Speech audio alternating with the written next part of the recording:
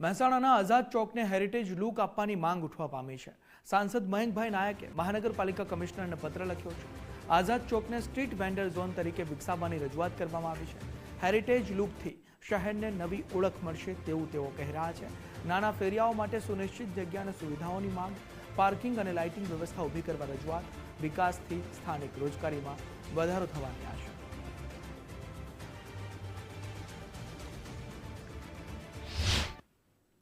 મારા મનમાં એવું હતું કે મહેસાણા શહેરની જૂની સંસ્કૃતિ અને શહેરની આન બાન શાન જ્યારે તોરણવાળી માતાના ચોકનો પણ વિકાસ થઈ રહ્યો હોય એવા જ કાળક્રમમાં આઝાદ ચોકનો પણ વિકાસ થાય અને આઝાદ ચોકની અંદર હેરિટેજ માર્કેટ બનાવાય, જેથી કરીને ત્યાં આગળ લોકોને રોજીરોટી મળી રહે।